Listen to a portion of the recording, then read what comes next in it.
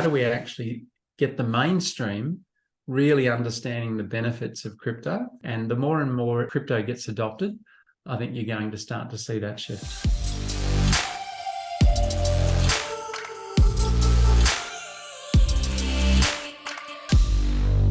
Cristian, we're going to step into the Halborn Rapidfire. We have got 5 rapid questions for you. So the idea is to just answer in the moment, and let's go for it. The first one, liquid loans to you in 3 words. In 3 words, liquid loans. This is meant to be extracting value safely would be my take on liquid loans. Yeah, extracting value safely. That's actually very complete. What's the most common security risk you see nowadays in Web3?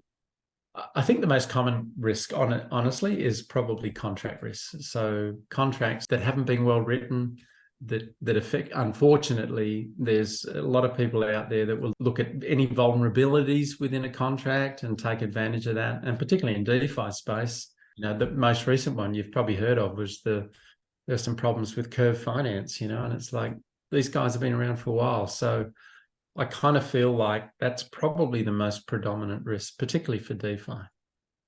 Got it. What's your favorite Web3 book? I think you asked me this question before, and I actually think, look, the Bitcoin Standard is one that comes to mind. But in all honesty, Web3, it changes so quickly. So there's no specific book. I tend to try and stay abreast of most of the changes through just a lot of the content that comes through from podcasts or from YouTube. But that's probably the one that comes to mind for me, the most recent one that I've read anyway. Fair enough. What is Halborn to you in 3 words? Halborn in 3 words. I think you guys made some promises to us, and I think you've aligned with that. So I would say aligned, maybe it's 4 words, aligned to the promise or aligned with the promise is probably my experience. What you guys promised, you've delivered, and I'm really happy about that. So yeah, definitely aligned with your promise. That's actually absolutely great to hear. So the very final one of the rapid fire round today.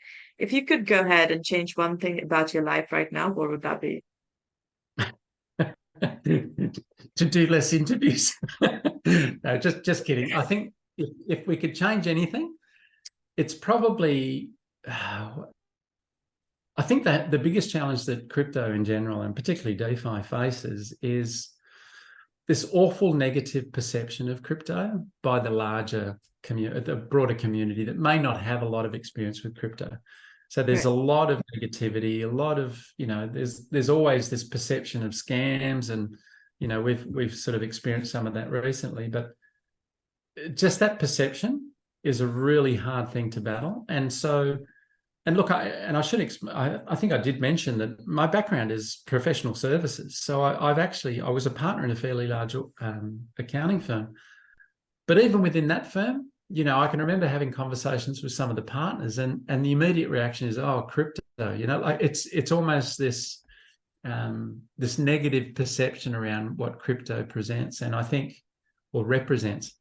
And I actually feel that that's our biggest hurdle, is how do we actually get the mainstream really understanding the benefits of crypto and not seeing it as, some bunch of nefarious actors or a bunch of, people looking to run scams.